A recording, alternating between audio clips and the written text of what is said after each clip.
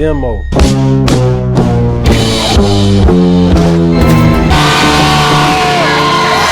The king of the north!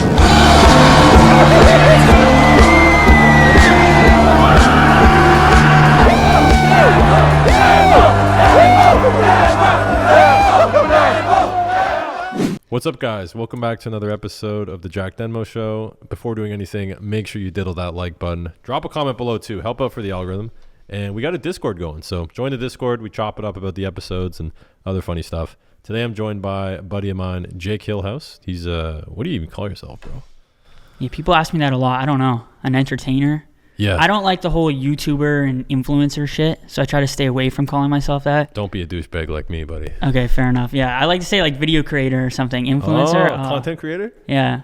When you meet girls, do you introduce yourself as an influencer? Like when they ask what you do? Oh my God, no. Okay. Bro, that's good. A lot of girls I meet and date, like they don't know I'm a YouTuber. If I do everything right, they don't know I'm a YouTuber for a couple weeks, bro, at least. That's the way to do it. Yeah. Because then you can see if they're genuine. Exactly, dude. I mean, once you get to your level, when you get a bit more followers, you know? It's tough, yeah. Fair enough. Ruined a lot of potential good relationships. Fair enough. Do I look at this one? You can look wherever you want, buddy. Okay, sweet. Yeah, I was even gonna. I know you like wearing those sunglasses, those white ones. Oh, the cloak glasses? Yeah. I need to Cloak get glasses, is that what you call them? That's what they were called, yeah. I haven't worn those in forever, though. No? No, I need to get a pair. That's like my thing, so I haven't had a Gotcha. pair in a while. Yeah, when I was describing like the type of guest I was having on today to buddy, I was like, yeah, he's like a stuntman, kind of, because he could like harm himself a lot, but he does YouTube and TikTok, and you're in all kinds of that shit. Eh? You know what Steve-O, what he called it, because I take a lot of influence from Steve-O, he called it a professional attention whore. But that's just a woman, bro. Fair enough. Guys can be it too. I'm one of them, dude. I'm a professional attention whore. I think that's what it all came down to, was that I just liked being the center of attention, parties, Interesting. everything. Yes, Yeah. but then you took that into like a more physical stunt based, because you're not just posting pics, bro. Give yourself some credit, man. You got a lot of Fair enough. dimensionality to your. Yeah, I mean, it's the shock value, right? I think that's what drove a lot of the people over to like my Instagram and stuff like that. Mhm. So like I learned quickly that like, the shock value to certain things that you do at parties, like party tricks and stuff. Yeah, party tricks. That's interesting. I always tell guys like you want to have party tricks when you go to a party, especially if you don't know anybody. And you take party tricks to a whole new level, I'd say. Yeah, I mean, shotgunning beers and stuff like that is kind of boring. You got to spice it up, right? Yeah, that's lame. Yeah. Yeah, so I bring out the pellet gun, the staple gun. No, the staple gun's my go-to usually. Yeah. Because it looks like it's so bad, but it's not. So you got like the low level party tricks, like being good at beer pong. Okay, yeah. That's one. If you roll a joint. Yeah, there's one. I can't do that, so. Yeah, well, if you could, be a pretty sweet trick. There we go. Justin Trudeau did this really shit party trick, man. He pretends to like roll down the stairs. It's like a pratfall. That was bad. But your party tricks are more like physical. You have toys. I got a bag. It's literally in my van outside. That it's called the stunt bag, and it's got a taser, a blow dart gun, a stapler, a bunch of stuff that you wouldn't want to like do to yourself. The blow dart gun. Yeah, that. How far can you blow that thing? Like shoot it. Dude, well they can't really see on here, but I could probably hit the couch like with precise aim from here. That's fucking nuts. It shoots far. Like if you blow hard enough, dude, yeah, it can go like right through your cheek and stuff. Was like it that. like Brazilian fucking weapon or something? I have no idea. I remember I wanted one for so long. And then they're not legal in Canada. So I'm kind of like snitching on myself here, but they're not legal in Canada to have. So I had this other guy that did stunts in the States, and he had an extra one, and he sent it over, and it made it through fine, customs. Whoa. I feel like that would be one of those things that's like such a gray area though, like a blow dart, Yeah. I feel like there isn't a demand to ban those. Yeah, fair enough. I don't know. Canada's weird. The black market. I got a taser off there too. I don't think you're allowed to have tasers either. Like the handheld ones. I think you can have stun guns, but you can't have the ones where you can just walk up and tase someone. Yeah. But I don't know. I have one of those as well. So. What about a bow and arrow? You got one of those? I thought about that. You can get those at Canadian Tire, but apparently that could kill you. Yeah. Well, I mean, not to shoot at yourself, bro. Just like for fun. Well, yeah, like take out a pigeon or something. Squirrel. Just blow a squirrel in half, eh? Dude, those things are gnarly. I had a buddy get a BB gun in high school, and first thing he does, we all go in the backyard. There's a squirrel in the tree, and bro, like you could only shoot cans so long. he shoots the squirrel, but he hits it the most fucked up way, man. Like pierces its skull. Oh my god! And it starts seizuring on the tree, like, and then he has to go over, and we're all like, we don't know what to do. We're all high as fuck too. We just took a bunch of pails, and he like executes it. Oh my god, dude! Headshot, and we were like fucked up, dude. We were like, I was like grade 10. I was like, man, that's fucked. Yeah, I can never bring myself to kill an animal. I get hunting and stuff. You're gonna eat the animal, but like, oh, that's terrible, dude. I feel bad for you, man. It must have scarred you a little bit. Damn, if I had to guess, I'd be like, yo, this guy hunts for sure. No, I know. I could never kill another animal. No. I'll go like fishing doesn't count, right? Like you fish and like. Well, you put it back. I put it back most times, yeah. I don't think I've ever killed a fish. That doesn't count, buddy. Okay. Fish like being caught. That's true. Apparently they only have like a 10-second memory, so I don't know if that's true, but that's what I heard. Man, how would they know that? That's some high level science right there. Yeah, I don't even want to think like that right now, dude. It's gonna stress me out. Get into that. If you could be an animal, what would you be, buddy? What would I be? Yeah. Dude, someone asked me this before and I had such a good answer and now I forget it. I don't know, dude. Like a sloth or something. Like, cause, yeah, or honestly, this is an overrated probably answer, and a lot of people are probably, yo, I'm the goat or a goat. Yeah. But for real, I watched this little video clip on Instagram today, and they're like low-key little menaces, man. They have like these things on their hooves where they can climb, like it allows them to climb on like any sort of climate, like mountains, stuff like that, aka why they're called mountain goats. Yeah. And then they have the female ones or whatever have the horns, man. And I was reading, like I looked more into it, and they actually kill bears, dude. Goats kill bears? Yeah, there was like a few instances where they found a goat was like killing these black bears and shit, dude. Like a group of goats teaming up on a bear? I didn't read into it enough of that, man. But I heard it. Yeah, because of the things on, what do you call them? Horns, right? Yeah, the fucking horns. Yeah. Yeah, so I think gang violence in the animal kingdom, eh? For real, dude. These goats are jumping other animals. Do you think they're beast goats or is it just a pussy bear? I would say it's probably a pussy bear. Because like reality, even you reacted like, really, a goat's killing bears? So I think it was more on the bear side of things, but still. Maybe the goat jumped off the cliff and like rammed it perfectly with its head. The bear was off balance, fell, hit its head on a rock, KO'd. And then the goat just fucked it up from there. Like, it'd have to be something like that. It'd be like me versus like a heavyweight, UFC heavyweight. I would have to have some sort of weapon. So I feel like the goat had some sort of upper hand and got lucky. It's fucking... Like I'm picturing it in my head. Yeah, because I was thinking like gorilla versus bear. That's one of those age-old fights that needs to happen, by the way. Yeah. 100,000 likes, guys. We'll get it going. But in the studio. Yeah, for charity. For charity. Well, that's something I think would make sense, right? Because, look, let's be honest. Gorillas are going extinct. Yeah. We are just throwing money into the jungle to prevent them from being hunted. And it's costing millions of dollars a year. And, you know, in a perfect world, animals just exist and they don't get hunted. But, like, gorillas are, like, we're the only reason they're alive. So... I didn't know that. I mean, I knew a little bit about the whole poaching thing, but when you talk about gorillas versus a bear, we're talking like a grizzly and a silverback, right? Big boys, yeah. The big boys, okay. Mm-hmm. Yeah. So for charity, for once, because like at the expense of many gorillas being hunted and killed for meat, you get a couple big silverbacks. You throw them in a ring with a grizzly bear, put it on pay-per-view, you know, the zone, whatever. $100 million, easy. Like, that'd be the biggest fight of all time. Yeah, I agree. You'd have to get PETA somehow involved because then they're gonna be PETA, you know? So you'd have to somehow get them to endorse it. PETA would want some money, eh? That's what I mean. You'd probably have to pay them off or something. PETA would have contractual obligations, like, you know, drug testing and shit. Drug testing, fucking yeah. PETA. What would be dude. the co-main animal event? You know, gorilla versus bear. That's heavyweight world title. Yeah. I'm thinking like a crocodile versus... Alligator, maybe? Yeah, I feel like they're in the same family, so it doesn't really... I don't know, maybe that could be like a prelim, not a co-main. A co-main's got to be like some like... Croc versus alligators, like like the vets, you know? Yeah. Like they've been around for a while. They're kind of slower. Fight doesn't really matter. It's like whatever, you know? Yeah, you're right. It's got to be something that's, you know, they're going to move around real fast, like... But different too, you know? Different. Because crocodile, like they're so heavy, like they can't move much. It's like that. Some of the heavyweights, they just have like Derek Lewis. They have that one punch power. Yeah, Derek Lewis would be like alligator. Yeah, he would definitely be an alligator. Or like you said, maybe a really. Yeah, no, he'd be an alligator. Yeah, maybe like a lion versus a tiger. Yeah. That'd be a big scrap. That'd be a big scrap, and a lot of people want to see that for sure. I want to see that. Yo, the people in the comments are going wild right now. They got a comment. Yo, goats fuck each other up, eh? And Goats. rams. Goats, rams and goats are in the same family. So I kept calling, because when I was just out west, and I kept seeing these goats, I kept calling them goats, but they were rams. Oh. And they were majestic, dude. I was getting close to some of them, and I was looking into his eyes, and you know how like their eyes are on like the side of their head, so I couldn't tell if he was looking into me. But at one point, me and the ram, like it was like a moment.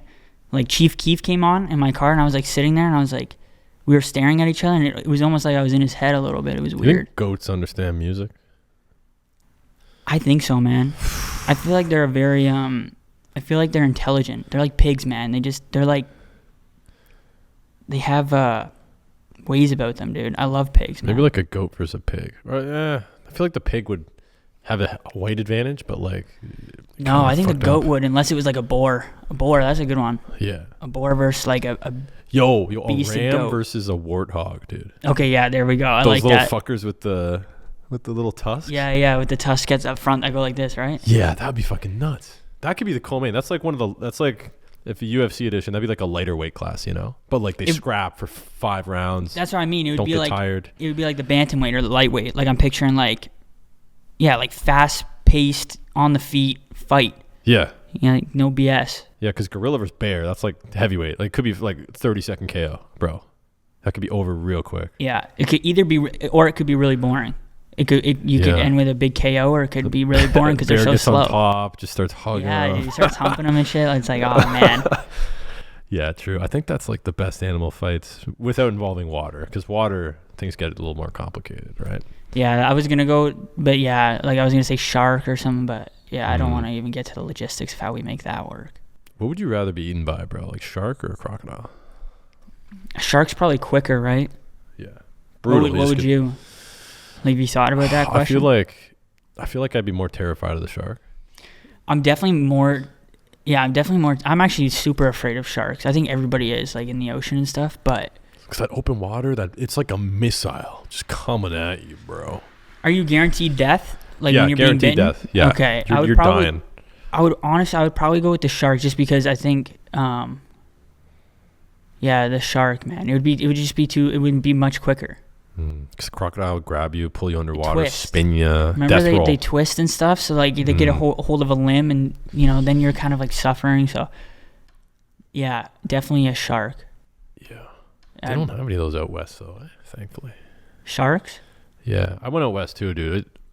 First of all, guys, Ontario sucks compared to out west. It's not even close, not even remotely close. Yeah, man. When I got out there, it was like one of those times where it's like you can't really, because we're here in Ontario. I never went out west of like our country. I went out west in the States and stuff, but then you see the mountains and like the wildlife and everything. It's almost hard to believe that you're still in your home country.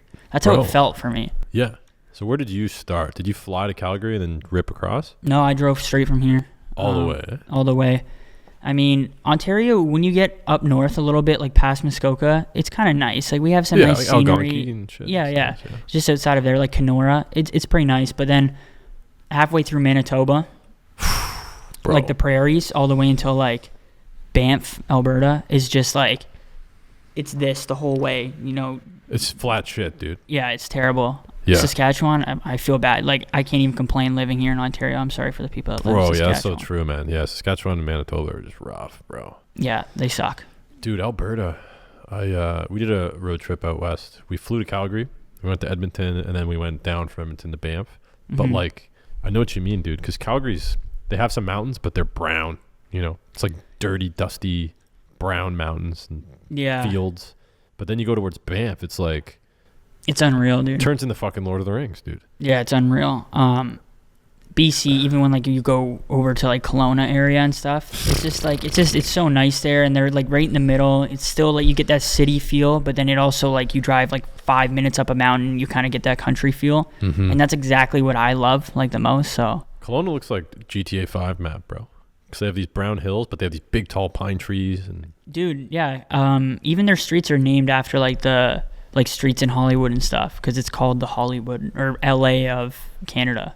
So Oh, true. Yeah. that's what they call it. When I was there, they're like, "Oh, well, technically this is the LA of whatever." I'm like, "Yeah, I can kind of see it though. You know, it's like you got the city down below, and then you got the hills, and there's mansions up in the hills." In Kelowna, everybody drunk drives boats and does blow. Yeah, that's all they talked about in the summer. Like, I got there in the fall, like late kind of fall. It, eh? I missed it, but they were always like, "This, you got to be here in the summer. You got to be here in the summer." I was like, "I'll come back next summer." We went there last fall, and those days ended, but like they had a shitload of wineries. That was kind of cool. Yeah. Hey guys, we got an ad. Did you guys know that 1 in 4 men over the age of 25 experience erectile dysfunction? And obviously 2 in 3 men at some point in their lives go through hair loss. Well, it sucks, boys. A lot of us go through it, but we don't want to talk about it or tell anybody about it, but it is a reality.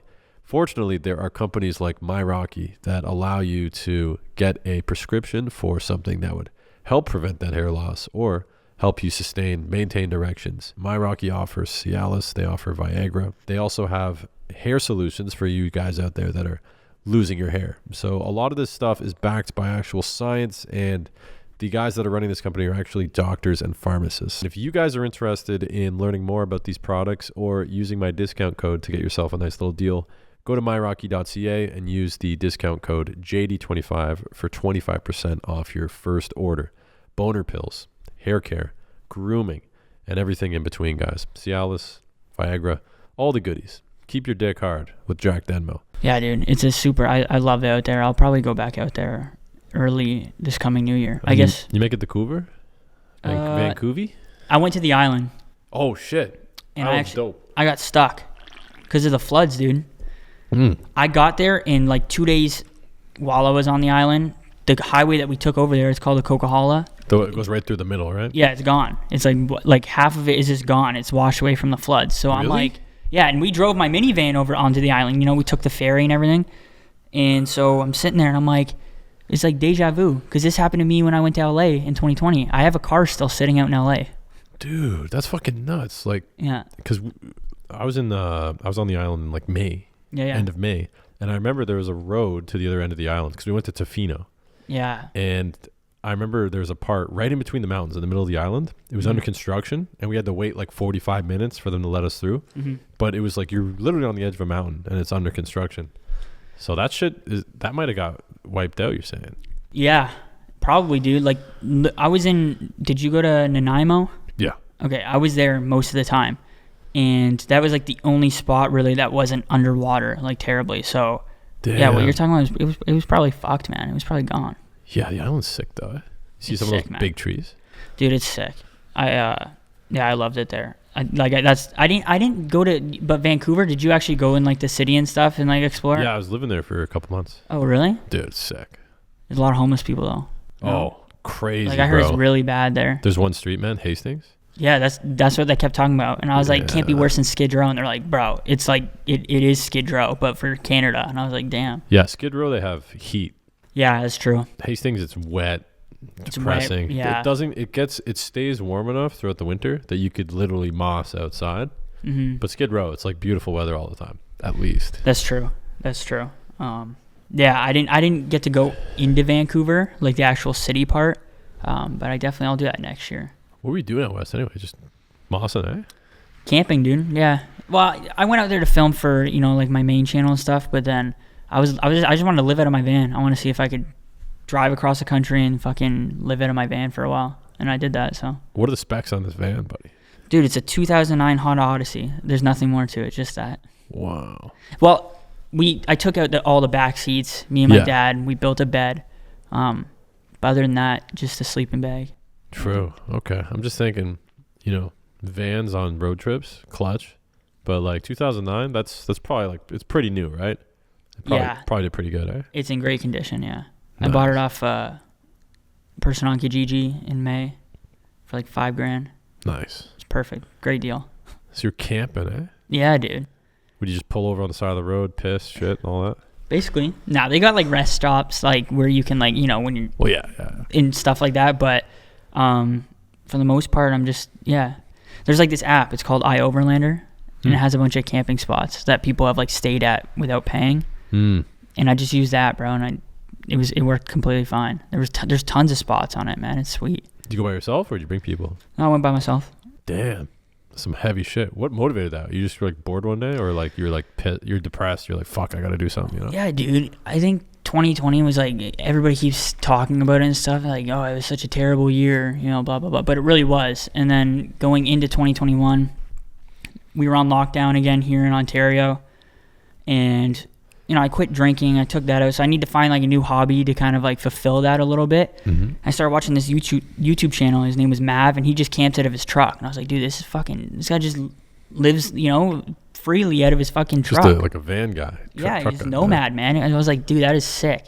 So I was like, I could do that. So then I didn't want to do a truck though. I wanted to do a van. I don't know why. Eventually I wanted to upgrade to a Sprinter, but I'll do the minivan, try it out.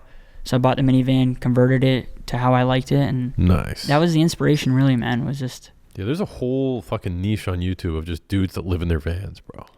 Dude, I watch them. It's sick. You're in there, right? I am. I'm in there, dude. It's sweet, dude. Have you ever like gone down that road? Oh, I've gone down the rabbit hole, man. They like they put solar panels on their roof. Yeah, man. Bro. Some of them, they got sick rigs, dude. It's like, I watched this one guy, he's got his whole gaming setup in it, dude. It's sick. Oh, dude. I bet they have TVs on their ceilings too. When they Oh, sleep, yeah, they dude. can, you know. Some of them overdo it a little bit. It's not even like camping anymore. What's overdoing it, bro? What do you think? When does it get overdone? I guess if you are like selling everything, like you have a condo or you have an apartment, whatever, and you're like, fuck it, I want to downsize and fully live out of a van, then there's no really way to overdo it because that is your home now. For me, you know, I have a home that I go home to. I live in my father's basement. Mm-hmm. And so I can keep my, you know, gaming set, all my stuff, you know, there and bring just what essentially is needed for the van. So I think if you have a home and then you also have like a Sprinter van or, you know, a minivan that is converted into a camper van, and then you start putting like all these like you said, a TV on the roof, like I feel like that's a little that's overdoing it, What right? if you put a hot tub in your fucking van, bro? If you have the money to put a hot tub in like a van, you should just buy like one of those big ass RVs, you know? I was gonna say, what's the like? Do you think RV guys and van guys are at war? Like they don't like each other? Because RV guys are probably like, yo, it comes with I got everything I need. Why don't you just get RV, fucking idiot? You know? Yeah, probably, dude. I mean, if you compare, you know, how I'm living on the road to the RV people, I kind of envy them a little bit. I'm jealous. So I could see a little war going on there. I could do both, I think. Like, I feel like a van would be good, like, in your 20s. You bring a chick with you, just kind of shower or whatever. But when you're older, bro, you don't want to deal with that bullshit. Get the RV going. Yeah. I mean, I heard in some of the YouTube channels, like, you know, when you go down that rabbit hole of watching the campers, and they're always kind of clowning on the people that buy, like, Sprinter vans. Really? Yeah, like, you know, like the Mercedes and Dodge Sprinter vans. Yeah, like white ones? Yeah, the white ones. What do they call them, like fucking noobs? Or I don't know. They would make like sly little like low key comments like, I could get a Sprinter, but I'm not gonna, like, you know. Oh, like passive every aggressive time, and shit. Yeah, passive aggressive, dude. Like a little condescending, a little roast at them. So I never understood why, but multiple of them have done it. Do you think it's because Sprinter vans are just like super convenient, but they're like you know, do you even van, bro? Yeah. You know? Do you even van? Dude, you're not even van life, bro. So I think it's one of those things, you know. Yeah. It's like when you see someone on the street, you know, remember that whole dilemma if you're wearing Thrasher, but do you even skate? Oh. I feel like it's one of those things. I'm like that with guys that wear Rock Band t-shirts, man. Girls too. They can all get heat. If they wear a rock shirt and they can't name 5 songs, bro. Fair enough. I have a Motley Crue shirt. Yeah. That's it, though. Can you name any of their songs? A Doctor. Dr. Feelgood? Dr. Feelgood. That's a banger. You're putting me on the spot. I know a few. Don't worry about Motley Crue, buddy. I'm talking about the girls with the Nirvana shirt. And I'm like, oh, what's your favorite album? And they're like, yo, Back in Black. Yeah, those girls. Fair enough. Yeah. You know what? It was that Motley Crue movie. Did you see that? Yeah. It was sick, man. What's it called again? The Dirt? The Dirt. Yeah. Tommy Lee, man. I like him, man. Dude, the guy we just had on, he was a classic rock radio broadcaster. Okay. And we were talking about like rock bands in the 60s and 70s. Before Motley Crue, I guess. Yeah. The shit that they did, bro. It's wild, man. I probably don't even know the half of it, but my dad, when we watched The Dirt, he even made a comment like that. Because I was like, damn, man, they went hard. Like, I want to live like that. And he's like, Jake, you have no idea. Like, not like Red Hot Chili, like all these bands were just out going crazy, man. It wasn't just Motley Crue. Yeah, dude. It was. They just bang like 3,000 chicks. Fucking just do all the drugs under the fucking sun. Yeah. And then just rock out every night. Like, I feel like being a YouTuber, whatever. Pro athlete, Rockstar, bro. Like, you're on stage playing a song and people are singing along to it. Like, nothing tops that. I agree, dude. That's the highest level. I agree 100%. If I were to pick out of like being like in the public eye for anything, it would probably just be a rock star. Like, if I'm gonna be a public figure anyways, people are gonna recognize me anyways. Then yeah, I would want to be a rock star probably. It's the coolest performance ever. Because, like, if you're a rapper, cool. There's a fucking laptop, and you got a guy dancing, pretending to mix it. You sing. But, like, a band, you're all playing off each other. You know, you can change the solo a bit, the drums, and the four of you together. Like, it's like 4 rappers at once, man. It's just it's so powerful, the force, bro. Yeah, my first concert was 3 Doors Down. Have you ever heard of them? Oh, yeah. It's like my dad's favorite band. Your dad likes them? He likes 3 Doors Down and Shine Down. Those are like, it's my childhood. Like, you know, when I got my first MP3 player. Had like my little like Lil Wayne songs on there. I had like 5 of them. Chameleonaire and shit. Chameleonaire, Lollipop, those little bangers. And then it was like Shine Down and 3 Doors Down because my dad just played it all the time. So, you know, I was gravitated towards it. I had like their first 3 albums or whatever. And that was the first concert I went to. It's probably good, bro. Yeah, it was sweet, dude. We camped on like. Oh, you camped there too, eh? Yeah, it was like the campground was over here and then the stage was over here or whatever. So you could like, I don't even remember. I think we had a tent. I can't remember, dude. I was young, but it was sweet, dude. Yeah, first concert I saw was The Who. The Who. Yeah, it was downtown Toronto. I think it was like 10. They played, Who Are You? Won't Get Fooled Again. Bobo O'Reilly. No, I know a song by The Who, and I'm trying to think of. Is this by them? No, that's not that. I can't remember, but I have one saved on my Spotify. Bro, they're fucking nuts, man. Even old wearing diapers, like they blasted the fucking stadium. It was sick. Damn. There's some new sick bands too. I went to a concert a couple weeks ago. Cleopatra. They were fucking nice. They're from Coburg, which is kind of towards you, eh? I guess I'm kind of in the middle of here in Coburg. Yeah. Kind of, right? But is that like your niche for music? It's rock, classic rock. Yeah, it's rock. Yeah. Okay, sweet. Yeah, that's all I fuck with. Yeah, I don't mind it. I kind of grew up in the whole hip hop thing and stuff. So I always resisted it. Yeah, I don't know. Like, it's good, but it's just not my. Yeah, fair enough. Yeah, I use like pretty much every video I put on YouTube is copyright claimed because I just use rock music in it. I think most of my shit is copyrighted too, to be honest. Yeah, you use like what, rap music? Yeah, rap music. I've used rock music. Because I know my shit's not gonna get monetized anyway, so I just. Dude, I was gonna say you must be like, I know what it's like to be demonetized, but fuck, bro, like. You actually get it pretty bad too, man. Like I've watched a lot of your videos, and some of them I didn't understand how it was getting age restricted. Like for a few of them, I was like, okay, this is a little unfair. Yeah. And then like I see your stories and shit, and I thought it was like, I'm at a much smaller scale, but I'm just saying for. Like I'm seeing, like you have an issue. You have a lot of issues with it too, eh? Bro, it's wild, man. Yeah, man. I think I know why too. Somebody warned me about it a couple years ago. Shout out to Steven Shapiro. Okay, yeah. I was asking him because he was doing like pranks and shit around. He's like a little bit bigger than me at the time, and he just did a mill too, so he's crushing it. But did he really? Damn. Yeah, he had a mill. I'm at like 850 or some shit. Dude, you're close, man. That's sweet. I know. I just lost the incentive to like. I just got to a point where I was like, "What's the point of like?" I don't know. I was like, "Yeah, okay, being famous is cool," but like. You're not motivated right now for it? No, I'm motivated in other stuff though. Yeah, fair enough. That's why you got the podcast going too, right? But yeah, well, this is more fun for me because this was my original plan before YouTube. Like I had a pod, but then the drunk interviews popped off.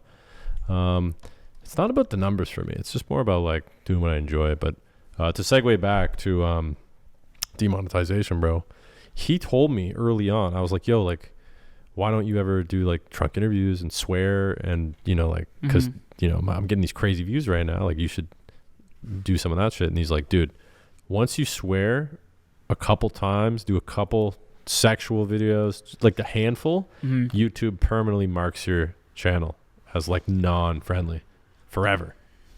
And I was like, that's crazy. But then years later, like we compared CPM. So he would make, 1 million views or whatever, and he would get like $10,000 to $14,000. God, Yeah, I would get 1 million views. I would make $700. Do you think, so not even money speaking, like CPM and stuff, do you think what he told you at the very beginning, you know, once you start swearing, do you think that affects your channel growth too? 100%.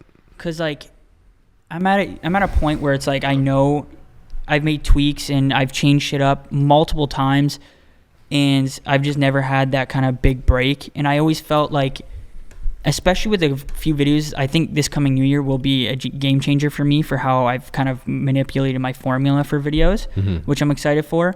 But even before then, I don't think I ever really made like horrible content. I think for the most part, I made it as good as it can really be in the niche that I'm in. And it's just, man, I've always just struggled to really break through. Self-harm, bro. That's probably the big one, man. Yeah, and I want to move away from it. I kind of want to keep it crazy in the shock value part to it. Yeah. But I have to find different outlets that are going to drive people rather than just them coming to see me hurt myself. Yeah. Well, that's what I did too. I was doing these drunk interviews, man. And I was like, well, these are cool, but like, I don't know. It's not very, it gets old. I switched to pranks, dude. And like, pranks exploded, dude. Pickup lines, fucking embarrassing phone calls. And it's, for me, it was just so easy to do because all you do is go up and talk to people. But what I noticed was I was getting all these big views, but like I divided my fan base in half because the first like 200K were all drunk interviews. And then after that, there's like the pranks and pickup lines. And then somewhere around like 700K, I was like, fuck, I kind of, you know, well, Schmovid hit too. But I was doing some pranks, but I was like, yeah, kind of done with pranks now. But I can't do interviews anymore. So I was in this weird spot, like, what can I do? So I started doing like movies, documentaries, TV series, and I like those, but it just takes so much time to edit them and put them out. Yeah. And then they don't really make any money unless you like milk people with like merch or Patreon, which I didn't really want to do. I kind of was in the same boat, but obviously, like I said, on a smaller scale, because I started off doing these crazy like shock value stunts. And then, you know, I did a few collabs with some other YouTubers, and then I started doing pranks. So then I created like this, you know, division where people want to see these fake employee pranks. I just hated doing them. I didn't find them fun. And then stunts. And I actually, for the most part, stunts, other than like strictly just painful stunts, but I mean like a well thought out stunt that takes objects and, you know, like props. I find it way more fun making those. So there's a bunch of channels that, you know, what's crazy, bro, is I used to think like I'd have a buddy of mine that doesn't watch pranks or any of that shit at all. And he was telling me all these YouTubers that I've never heard of that have like 10 million subs, but all they do is like, they'll do science experiments. You know, they'll like be like, hey, like, can we make a real Iron Man suit? Or let me shoot this bow and arrow with flames on it to light you know, a pool of gasoline. Like there's stuff that you can do that are stunt related, but you have to like not hurt yourself as much. That don't involve me being the test dummy, right? Big niche for that. Yeah. Because it's elaborate, scientific. They reference movies. Like, dude, best show ever back in the day. What was that show? Mindbusters or Mythbusters? Mythbusters. I never watched it really, but everybody loved it, right? Bro, so cool. Yeah. It's kind of like, you know who really manipulated it and made it so that they were so successful? It was like on a different level. It was Dude Perfect.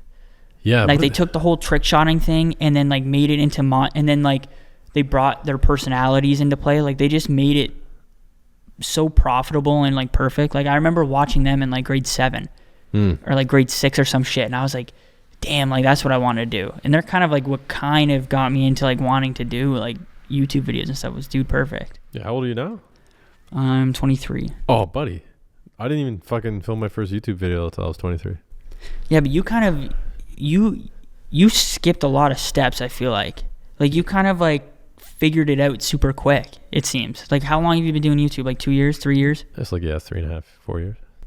I'm not even going to say how long I've been doing it, but you skipped a lot of steps that I'm still kind of stuck on. Like you figured it out quick. You marketed yourself.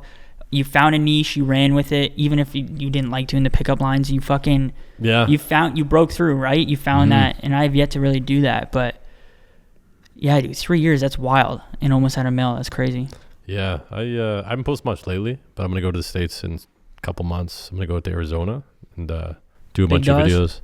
Yeah, fuck around with him. I don't think he's doing pranks anymore, really. Mm-hmm. But like, I just chill with those guys because I was with them a couple years ago in West Virginia, and they actually were the ones that kind of showed me how to do pranks. Yeah. Because I did some before that, but they weren't that good. And when you do a prank, like before you do it for the first time ever, you're kind of worried about like, yo, like, am I allowed to be here? Am I allowed to be filming? Yeah. Security? Are people going to get mad? And these are all things that act as resistance that prevent people from doing them. Yeah. But I went with them, and then they did one or two in front of me, and I was like, okay, let me give it a go. And right away I was like, oh, this is so easy. All you do is talk to people. Yeah. Big Dawes, yeah, he's been around for a while, right? He invented pranks. Bro. Yeah, he invented pranks. Legit, I've talked to Dawson. That's his name, right? Dawson. I've talked to him a few times in the DMs. He's always been very nice to me, giving me some advice here and there. That's what I was going to say. He's one of the OGs. You know, there was a lot of like Vitaly and stuff, but he always kept it pretty real. Oh, yeah, true. I forgot about Vitaly. Yeah, he did some crazy shit. But then I think once he started doing staged pranks, people... You lose all authenticity. Didn't take him. Especially for people like me. Like when I seen that, he's like, yeah, he did a lot of the crazy, you know, he streaked, you know, there was a lot of stuff that was real and it was really out there. And it was crazy, but it's just, nothing's credible to me anymore from him because he did so much. Like they faked the whole movie. Have you ever seen that movie? That whole movie was fake? Natural Born Pranksters. That whole movie's fake, dude. It's so bad. It's so garbage, dude. Bro, that's the whole movie? The whole movie. If you go and watch it right now, I bet you like the first time you're like whatever. If you go and watch it right now, it's like they didn't even try. Bro, I watched the scene of it, and it could just be me, but like I don't. It's funny because that's what I do, but I don't watch pranks at all. Like I can't stand them. They're just, you know, like I appreciate the art of them. Like I'll watch like a Shapiro prank, and I'll be like, dude, like I see what you're doing there, perfect acting, like all that. The only guy that's ever made me laugh doing pranks, Cassidy Campbell, bro. I've seen a bit of him. He does the different personas and stuff, right? That guy, flat out GOAT prankster all time because he's acting. He literally has multiple characters. He gets so into it, and then he combines stuff. Like he was busting fucking child predators, and he'd get them to show up to Walmart. But then when they showed up, he would bust them as a character. Yeah, and he'd hold the whole time, like just. I've seen those. They did it with the Predator Poacher guys. I've seen a couple of their videos together. Because I used to be homies with the Predator Poacher guys or whatever. They were from Texas or whatever, but I seen those videos. They were good. They got some of those guys in Toronto too, eh? Yeah, they made like multiple little, like, what do you call it, outlets. So they had like the Toronto one. They had even, I think, a group out in BC. Dude, you know who? I have no idea where he went, but he was just starting to kind of like, and he's from Canada, who was really good at that stuff. Remember Blue Balls? Bro, I'm good buddies with Blue Balls. We're tight homies. Well, you might have to tell me off camera, or maybe it's a personal thing. But I remember I was showing people around my like Whippy and stuff. And I was like, damn, like this guy, like, you know, there's my videos, but then this is the type of shit, like the shit that's actually funny. Because I don't watch pranksters either. No. So when I saw his, it was super refreshing to see some like new, like he had the little personas, and then he disappears. And I was like, dude, Blue Balls, what the fuck? There's a famous fucking saying. Do you know Jeff Beck? Jimi Hendrix, Eric Clapton. I know Jimi Hendrix, yeah. Do you know who Eric Clapton is? I do not. Okay, famous rock guitarist. Okay. He was in Cream, banger band from the 60s. And back in the 60s in London, the United Kingdom, there was all this talk of like this guitarist that just came out of nowhere. It was amazing. Jimi Hendrix. And he's like, oh, this Hendrix guy, you know, what the fuck? Well, I'll go check him out. And at the time, Eric Clapton was recognized as the greatest guitarist ever. And he went in to see Hendrix play, and Hendrix played guitar like nobody had ever seen before. And he literally walked out. He was so depressed he wanted to quit making music. He's like, I can't even compete with this. This guy's just too good. Now, I don't feel that way against Blue Balls. I just wanted to tell that story because it's a cool story. But Blue Balls is legitimately like arguably the most talented prankster from Canada. He is unbelievably good. I agree, dude. I remember I was talking with him in the DMs, and I was like, bro, you if I understand like it's a little difficult and there's like certain things you have to navigate through, like I get it. But dude, if you stay consistent, I guarantee you, dude, like you can put yourself in a position where you don't have to do these pranks for the rest, you know? And I remember I was on live with him on Instagram when he dropped his merch, and that's the last time I heard from him. He did his little merch drop thing, and then he just dipped, and I was like, damn, dude, like that guy is way more talented than I am, and I'm sitting here grinding it. If he just put minimal effort, I don't know. Well, the problem is, and this is actually something I learned afterwards, like, I started reading some books and shit, and then every once in a while there'd be a gem, and I'd be like, oh, that's kind of like how YouTube works. The best content creators are really small, and they have shit marketing, bro. Their marketing's trash. But then you have guys with shit content, but they have sick, crazy marketing. Yeah. And they're the ones that are huge. Like, a lot of the top content creators, you go to their stuff, and it's very mediocre, very basic. I agree. But their marketing's beast level, bro.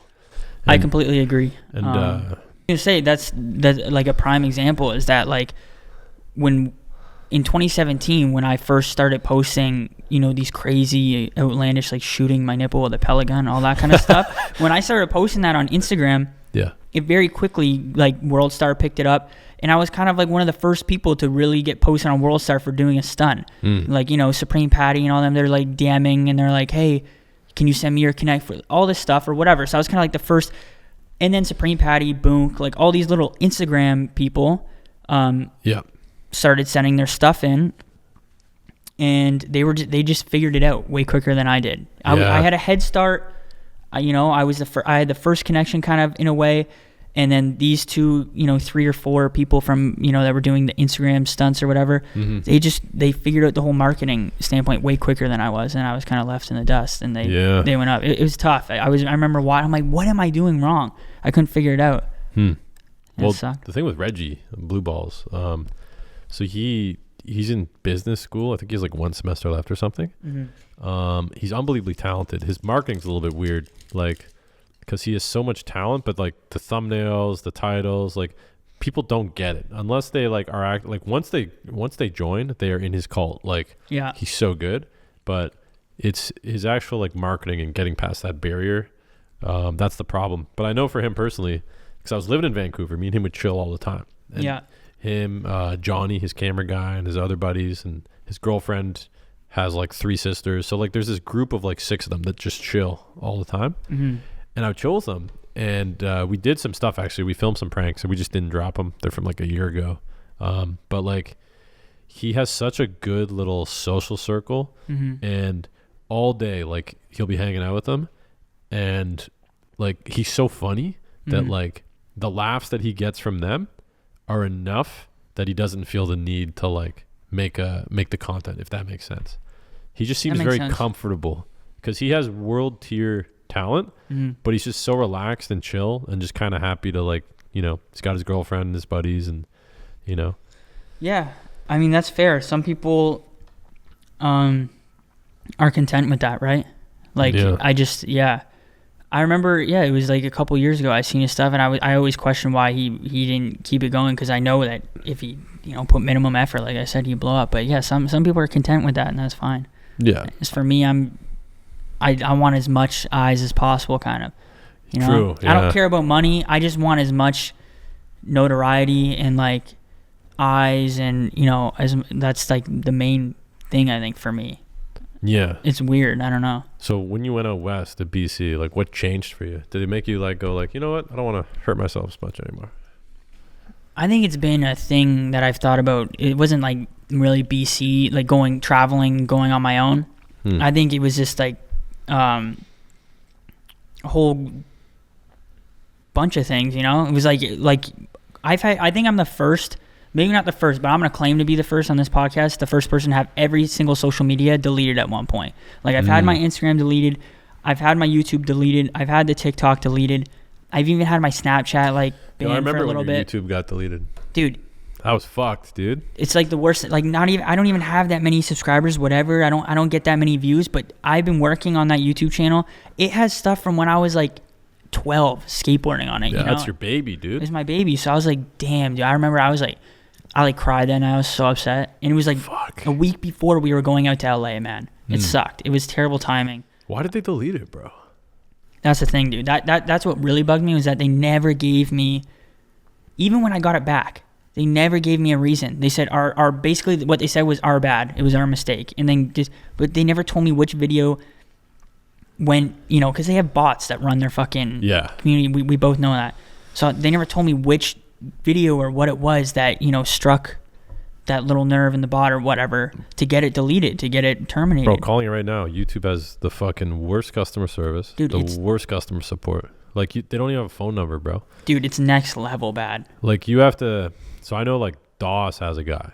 Yeah. Like, when you're, like, top 100 creator, you know, you've been around for years, they give you a guy. And then you talk to the guy, everything's solved, right? And I remember he was telling me that he has a guy, but, like, you know, that guy's only for him. Yeah. If a buddy of his channel gets fucked, he can't be like, he can't remedy that. Yeah. So I guess basically, I don't know how much shit has changed the last couple of years, but YouTube still is the whole reason I signed to a network was because I was terrified of that shit happening. Because I had, you know, known of channels that got deleted in the past, and it would be some stupid thing like you made an account, but then your account got banned for something wrong that you didn't do, and then you try making another one. But since you use the same IP address, like... Yeah, they still ban you. So I joined the network thinking, yo, like, now I don't have to worry about channel getting deleted. But then I'd have some stupid issue where, like, I had this prank I did, aggressively hitting on men, okay? Okay. And I rubbed some guy's stomach, a barrel check, and it was like a 2-second clip, and they deleted the whole video for it.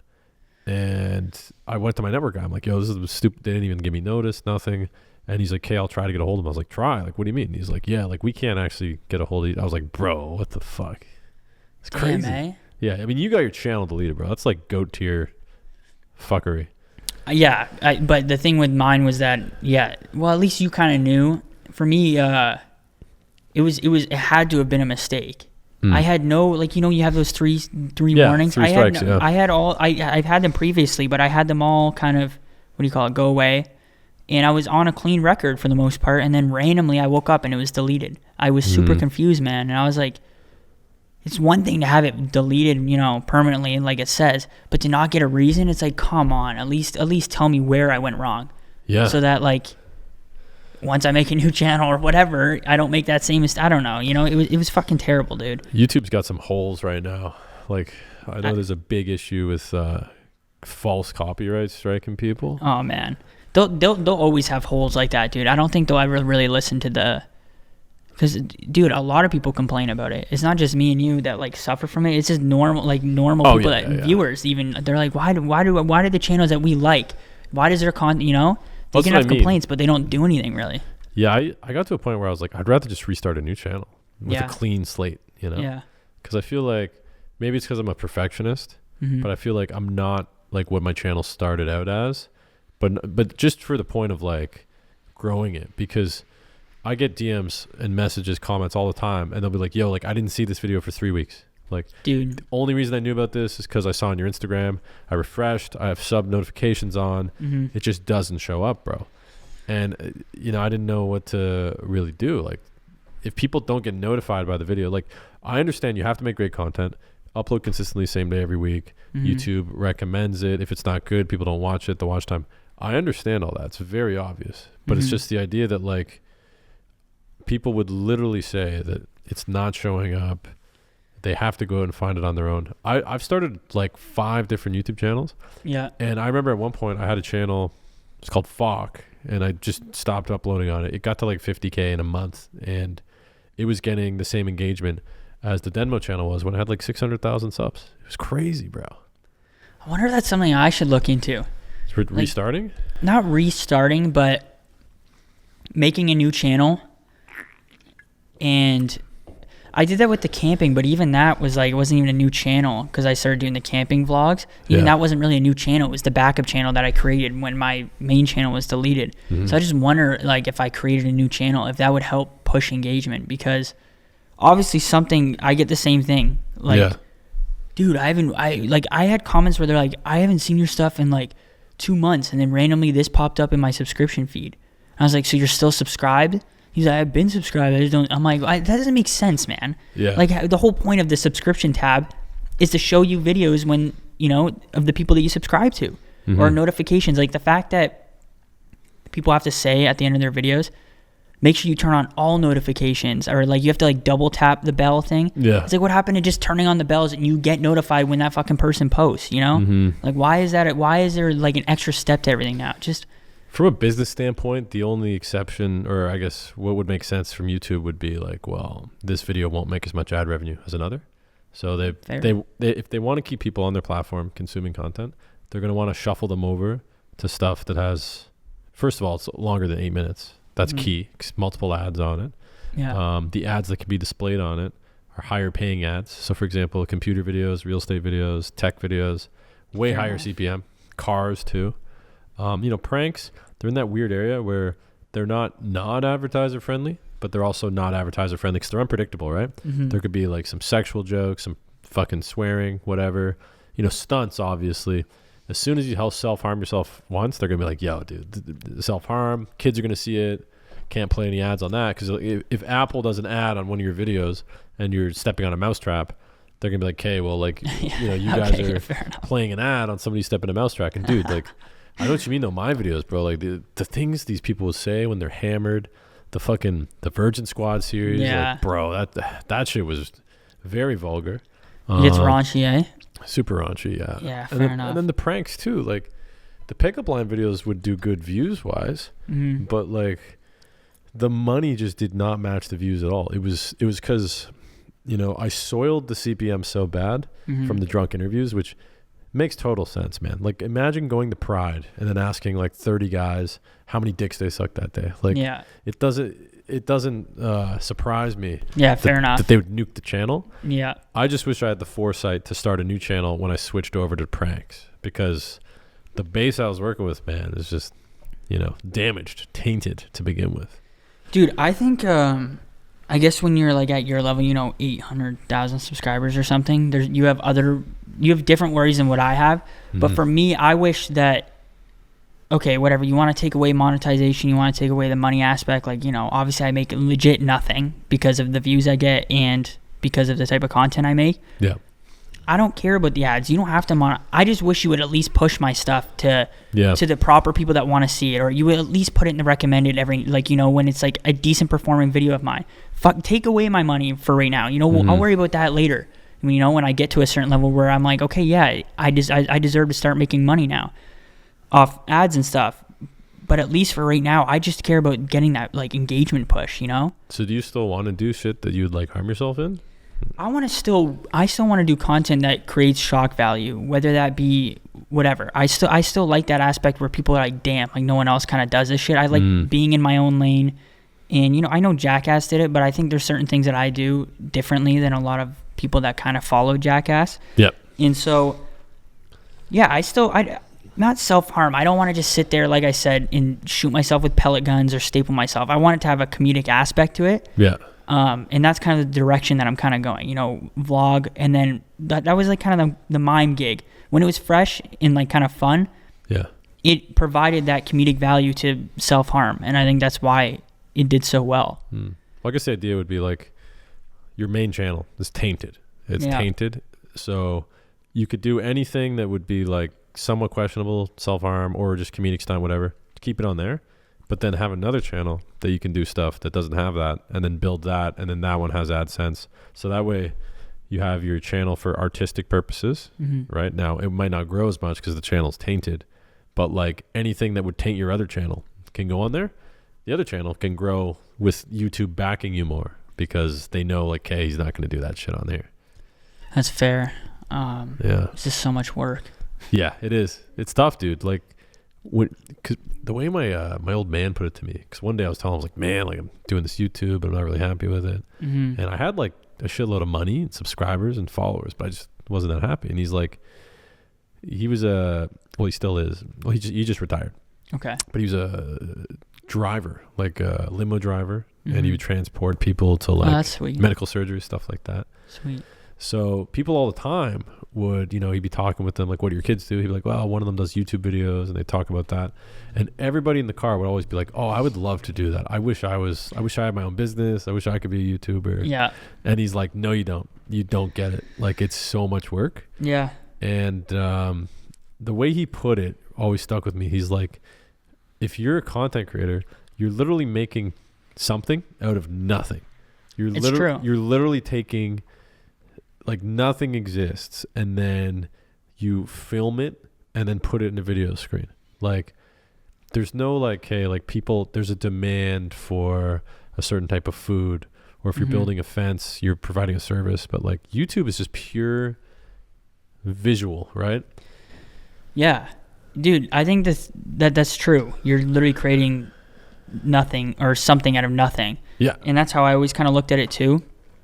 And then for me, I started out like skateboarding, and most skaters, you know, would focus on like, you know, learning new tricks and, you know, going to the skate park, you know, and they kind of, but I always found that my mindset towards things was a little different. Like I wanted to, everything always had to be filmed. You know, I was like that person that like, I hit a bullseye on the dartboard. I'm like, oh, I wish I had a camera set. Like everything had to be filmed. And that's kind of the route I took. So I was always used to, you know, creating something out of nothing. And it originally was from the skateboarding days, you know, and then I broke my arm, and then I started doing the self-harm things and stuff like that. But such a, you know what, it's not even, it's such a funny way to put it, self-harm. It's called that based off what YouTube categorizes it as, but like, hey, did you see the new fucking Jake Hillhouse self-harm video? Like nobody's calling it that. No one says but when you're doing the, what do you call it, the rating, you know, when you have to say, it literally says self-harm or whatever, and I always put the one that will get me monetized or whatever. Sometimes it works, but not. I think that so that I think that makes a difference too, because I know there's lots of newer channels, like there's guys that are like 20 and they do like kind of pranks, kind of vlogs, but they swear, right? Yeah. But they don't get demonetized as bad, and I think that's because they started their channels like 2 years ago ish, and that's in the era of self-rating, whereas well, maybe I'm just speaking for myself, but I burnt bridges hard with my channel as far as like the content I put on it. Yeah. And then they introduced the rating system. But I feel like even though there's a rating system now, like they still marked it like, yo, like we don't trust this motherfucker. That makes sense. Yeah, that makes perfect sense, because I feel like my ratings don't fucking matter anyways. You know, like when I'm doing it, I'm like, I'm putting it as a lead, but it doesn't, for the content and for what you said, I think my history just kind of burnt that bridge where, you know, fuck your ratings, bro. Like they're not right anyways. You're getting demonetized or you're getting age restricted. Maybe age restricted is the worst. Van guy, buddy. Just become the van guy. Dude, that's what I'm. You know, I like to do both. Because the van stuff is great because I'm basically just filming my raw life, living at a minivan, and I just pick up the camera and there's no pressure to do anything. But then I don't feel like there's enough creativity in it, you know. And I think when I post my main channel videos where I am doing stunts and I'm doing these like kind of outlandish, you know, little things, that's where I actually feel fulfilled, because I'm getting out that I'm using my creative like processes, you know. It's like kind of it's kind of like therapeutic, you know. Yeah, interesting. I love making videos. I just hate the aftermath. Like I hate posting them, and I hate like seeing them up on the channel. I wish I could just create and make money just creating and do that for a living, and without the like final product, if that makes sense. Like the mental part to like social media. Yeah, that's is the like, problem with it too. It's like, terrible. If you expect to be making videos for a living, you have to face the reality of like the market. You know, the market wants something, and that's why a lot of people have to sell out, bro. Like you would be in a position where it's like, okay, like my content's good, but my marketing's not. Yeah. Well, you just dumb down, make your content shit, but have sick marketing, and you make a lot of money. You know, that's what I've been conflicted with. I think it's not even like, I agree with you. Like people would be like, well, why don't you just stop swearing? Why don't you like do this? Like what you said, I could do I can do the science experiments. That's a great idea. That's something I could definitely do. But I just feel like, I don't know. I guess in the industry that we're in, whatever you want to call it, career path, you do have to go against certain morals. But I've always like, you can ask anybody that's been around me or, you know, has known me. I've never, like, a lot of people say this as a corny thing, I don't give a fuck about money, but I really have never gave a fuck about money. I just wanted to make the bare minimum where I could live, you know, just doing the videos that I want to do without having to go work that 9 to 5. You know what I mean? Kind of just like have total freedom and make the bare minimum. I don't care for like the nice cars and living in the hills or anything like that. Yeah. And I feel like if I, you know, when what you said, the direction where, you know, great marketing, you make a lot of money, but you kind of have to do shit that you don't want to do. I feel like that defeats the whole purpose of why I even started making videos. Yeah, it's true, bro. It does. Like the whole reason why I made videos was because I wanted to do what I wanted, you know, with my life, and, you know, hopefully turning it into a career. Well, what tricks you, bro, is that like you make pretty basic content, but you do the marketing. Like, for example, these pickup line videos. Yeah. I'd film like 40 of them in a month. And I would just drop one a week. And to me, it's easy. Like, I can just go up and talk to people. Yeah. And not even just like, the girl videos, but like embarrassing phone calls. I could do 10 of those in one day. And each one, a couple 100,000 views. People love them. And even though I'm not like, to me, I'm like, oh, that was easy, right? Mm-hmm. And to them, it's like, yo, like that's the best. Like to them, it's the funniest, most amazing thing ever. Mm-hmm. But what happens though is you build an audience of people that think that stuff's funny, but it's not what you think is funny. Yeah. So then when you start doing what you think is funny, they're like, nah, bro, we want that old shit. Right? Dude, and you get conflicted. I think that's where there's like a fine line. And like it's so hard to find it. And it sounds like even like you've had trouble finding it. Is that like, yeah, it creates a confliction where it's like you want to stick to your morals and do what you want to do, but you do have to find those like that 30% in you that like your viewers want to see, right? Like I have done, like I've been conflicted for the past year because I'm sure you've seen it because I've milked it super hard, but that whole mime gig. Yeah. I gained like 1 million in a month on TikTok. I got my first video that hit six figures. It hit like 330,000, which is a lot of fucking views for me to see on a YouTube video of mine. Oh, true. Okay. Yeah. And I think those numbers kind of like, and people are always like, do the dopamine. mime shit. Yeah, that dopamine. So then I start milking this mime thing and it's going great. And then at the beginning of the year, like this year, I'm kind of sitting there and I'm like, this sucks. Like I just get drunk in my buddy's garage. Yeah. I put on fucking makeup and then we do horrible things to my body and then we post it online and then I'm like, hell yeah, more views. But I'm like, dude, what am I doing? I don't like doing this. This isn't fun. I don't like wearing the makeup, So, I've struggled over the past like 2021 to really like navigate like, okay, I'll do the mime shit when I feel like it, or when I feel like, it needs, I'll put like a little mime bit inside of the videos. And I'm trying to, I'm finding that fine line where it's like you put on for your viewers, but then you also you remain happy doing it. I don't know if that made any sense, but no, it does make sense, bro. What I did too when I built my channel is I thought like, okay, whatever I can blow up in quickest, like, because I was doing the podcast, vlogs, interviews, and I love them all. But I'm like, yo, I can just start doing these pranks. Then they started blowing up. I would still do my other thing, but then it got to a point where I was like, well, I always wanted to do the first thing in the first place, but I built it off doing videos that I wasn't necessarily fulfilled with. So now I have a new strategy, which I would encourage you to do. Every different type of content you want to do, have it as a separate channel, because now you can have a channel. Like some channels, man, they'll grow super slow. Other channels, they'll grow really quick. But the point is that they're each in their own niche. So YouTube knows where to send them to, right? So like if you take my channel, for example, I do 1.5 hour long movies, which nobody on YouTube does. Like nobody in this niche does these long satirical documentaries. But then I'll do drunk interviews, I'll do pickup lines, and I'll do pranks. But what I did was I segregated my subscribers. I'd have like, 200,000 guys are there for drunk interviews. 200,000 people are there for pickup lines. 200,000 are there for pranks. And then, but what I should have done in the first place was have a prank channel, an interview channel, and a documentary channel. Because that way, everybody that is there is only there for that thing, which means they love it more. But also, when they're there for one thing, and let's say, I upload one drunk interview a month, the other 3 videos, they're not clicking on those. So because they don't click on them, YouTube's like, okay, well, only 1 of 4 subscribers is clicking on this video. We're not going to show it to as many people because clearly not that many people that are subscribed are into it. That would be avoided if you stuck to your own niche from day one. That's true. You're 100% right with that, and I feel like I failed to do that because I was stuck in this mindset was that I was always trying to win over the viewer.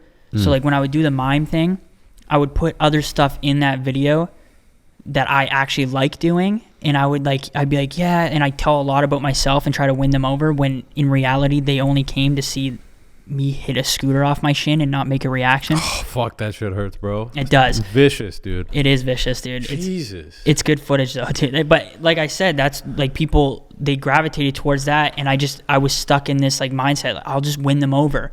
When in reality, I don't know if I can make a whole channel separate for the mime shit. I don't think I would ever do that. But not for mime stuff. But I understand where you're coming from. Like, yeah. So what's your new plan, buddy? Run it through me. What are we doing here? I think that's what I'm still trying to figure out. I still want to do the lifestyle, like camping vlogs. It'd be cool to get, you know, a little audience going on there, you know, because they're just super easy to make. I just go out in my van and live out of it for like a week. Low pressure too, bro. Low pressure, dude. I'm doing my own thing. It's super. You could maybe like Yes Theory it a little bit, you know, like the titles, like, yeah. I spent 48 hours in my van. That's what I'm trying to do. I see, because I take pointers from the other van lifers, you know. The people love the winter, like when there was snow and like I camped in, I lived in my minivan during freezing temperatures. I always see those kind of blow up, and I'm like, yeah, that makes sense, because I would probably click that too if I was new to like that type of content. Yeah. So I'm trying to do that. So you got the van thing. I got the van thing. Side vlog channel. I've what else you got? For the main channel, which I'm still continuing to do, I've kind of taken inspiration. Do you know Eric Andre? Yeah. You know Eric Andre? Okay. He's always been a big inspiration, but I just never was able to. I didn't want to completely copy his formula, because I feel like a lot of people did that and just. Well, doesn't he tie pranks and stunts together, right? He did like interview with like celebrities and tied like pranks into that. So he would like interview the celebrity, do a bunch of like outlandish shit with them sitting like across from him, and then it would cut, and it would be him doing some crazy prank. Like he just came out with a movie on Netflix called Bad Trip. You seen it? I was interested. I saw the trailer and I was gonna watch it. Definitely check it out. Yeah. So, but I'm taking inspiration from how he kind of did his show, where there's like different segments. It's not like the same. It's like the title doesn't represent the same thing throughout the whole video. I don't exactly know what that looks like yet. I can't put it into words to you what my plan is there, but I am finding a formula with my editor, and I can see the real people that watch me for me. I see them in the comments, and they're like, "This is the shit that we've been wanting you to make." Like they don't say that exactly, but I see those little comments where it's like, "Now I think you're like finding it." Like little comments like that, you know? Yeah, that's good. And so yeah, that's good shit. Maybe I don't have the views that the mime shit was getting, or you know, when I clickbait the title of like getting beat up by the fucking driving range manager, you know, they don't get those views, but at least it's kind of like, I think it's what's going to create my fan base over the next year. So I'm super excited. Sustainable, bro. Like, it is. It's way more sustainable. As somebody that's fucking, you know, well, you've done it too, and just gone viral, and then be like, oh, I just got to do that again. You know, it's not. I'd actually rather have a lower amount of views and subs, but they're there just because they love what I do. You know, they love you for you, and that's literally what I want to create. Like that's my plan. It's like they're like, Jake uploaded, I'm gonna go watch it regardless. I can name it fucking whatever I want. The title can be whatever I want, but they see that Jake uploaded, so they go and watch. Like that's how I want it to be. And I know that's kind of a lot to ask for you know, YouTube standards, but we'll help you out, buddy. Okay. I appreciate it, bro. I'll send you some, just like before with the fucking thumbs. Remember that? Yeah, dude. That it helped a lot too, because that's what I said though, is that I don't like the aftermath. I don't like I like creating it. Yeah. But I suck, like you said, or you didn't say it, but we talked about it. I suck at the marketing aspect. I suck at thumbnails. I suck at titling.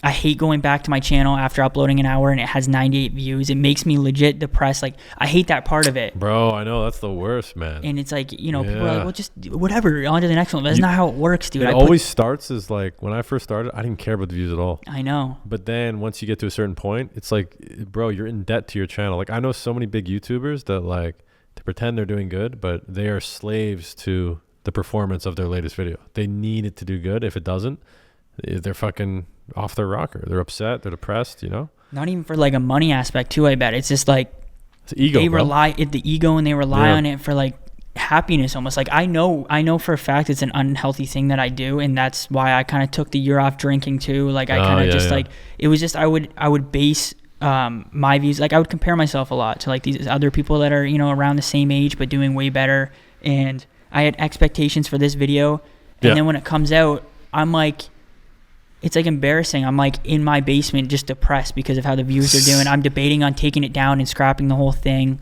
and Bro. like I put like fucking $1,000 into the video. It's like All the okay. top YouTubers, they feel that way too. But Yeah. you know, they just people don't think that they do too. But they're Yeah. all depressed. I know high level YouTubers that are just crushing it, millions of subs, whatever. They're depressed as fuck, bro. They're just hiding it. So, you know. That's the thing about social media. That big thing about social media. What I like about starting the new channels too, because like, look, like if I put my podcast on my main channel with 800K subs, it would have done way better, way quicker. Yeah. But I don't really care. Like, I like that I have a small crew right now. Yeah. All you kings watching, comment King of the North down below so I know who you are. Identify yourself if you're a king. But like, you can build it small and keep it small. And I won't make the same mistake of leaping into like shit that would make it go viral. I'm just going to keep it exactly how it is. Like, I'll adapt, make it better, but keep it in the same niche and consistent, buddy. So Fair enough, dude. I think that's the smart way to do it. That's what I kind of do with the camping stuff, because my editor even said, he's like, why don't you mix it in? It'd be a good mix on the main channel. I'm like, nah, this is going to be something, I'm going to do this strictly on this channel. It's going to be my little outlet. I'm turning my hobby into something profitable maybe in the future. You know, maybe one video pops off and then people come back. But what you could do is on your main channel, do a stunt related to camping. And at the end of it, be like, yo, guys, if you just like the camping shit, go to this channel. That's true. I link them back and forth. Yeah, I got to get better at the whole in the video marketing, like telling people to telling people to I suck at it, dude. Everybody's like that too, buddy. I know. I need to. 1,000 subs, million subs, same shit, buddy. Yeah. Anyways, guys, Jake Hillhouse on TikTok, fucking YouTube, Instagram. What's your camping channel called, bro? I think it's Jake Doing Things. Bro, that could go so much more than just camping. I know. Because like right away, I understand what the channel is like. Oh, it's a guy, charismatic, and he does things. And he does things. Bro, you could do so much. I'll click. You gotta help me out, dude. Buddy, we'll work on it. But Okay. anyways, guys, thanks for watching. Join the Discord. Join the fucking Discord. And yeah, see you guys next week. Peace.